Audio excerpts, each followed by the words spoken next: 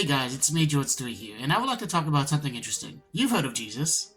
Have you heard about the time he was tempted by Satan? I would like to talk about that because that's kind of an interesting story, and by interesting, I mean it's ridiculous. Jesus decided to go out and fast while praying for over 40 days, and while this was happening, Satan decided to tempt him. At least that's the usual depiction of it. It's a huge deal according to many Christians. Oh, the verses are Luke 4, 1 through 13. They talk about how this proves even someone like Jesus couldn't be tempted by evil. Now, the reality of the situation is this, at least in my personal understanding of this story. It's obviously made up, it's just ridiculous. It's basically used to bolster Christ to even higher standards, and it's just completely nonsensical. And I'll explain why.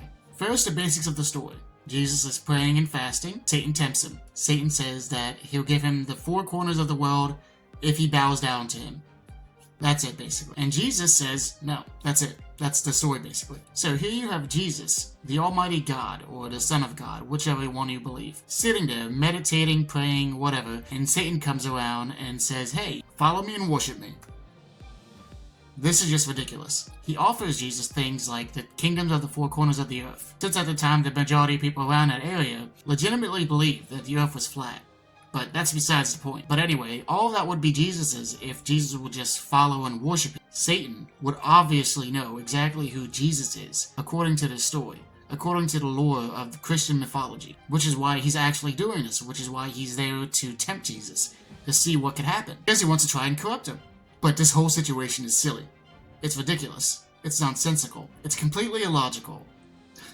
Imagine you're at home, on the couch, watching TV, and some guy you kicked out like a decade ago comes back in, breaks into your house, says that if you follow him, if you worship him, the couch that you're sitting on, the table that's over there in the kitchen, stairwell, everything, the TV, everything, will be yours if you follow him.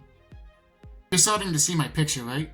The house and everything inside of it is already the person's that's living in it, not the person who broke in saying that he'll give it to you if you follow him. He has full ownership and control of that property. Now you're probably starting to understand what I mean by this is just ridiculous. This is a ridiculous story. Because if this actually happened to you, you would just look at them, laugh, and say, no, get the heck out of my house. I'm calling the cops. And in the case of Jesus, it's even worse, because Satan knows that God is all-powerful and all-knowing.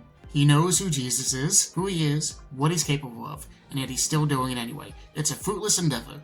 It's one of the biggest fruitless endeavors in the entire fruitless endeavoring of ever, if that makes any sense. Jesus literally has control over everything in the universe. So there'd be no point in giving him the four corners of the kingdoms of whatever. This story is obviously false and made up, at least in my humble opinion. I would love to know your opinions. What did you think about this? Please let me know because your opinions do matter to me. Do you think that this story is actually wonderful? That this shows Jesus as uncorruptible? Even though he can't be corrupted? Because Satan has no power over him in any way, shape, or form, even if he gave it to him. What did you think? I would love to know your opinions. I know some of you have interesting opinions that you would like to share. I know some of you have interesting opinions you would love to share with me. See you next time, Snowflakes. I gotta go. Take care. Bye. See you next time.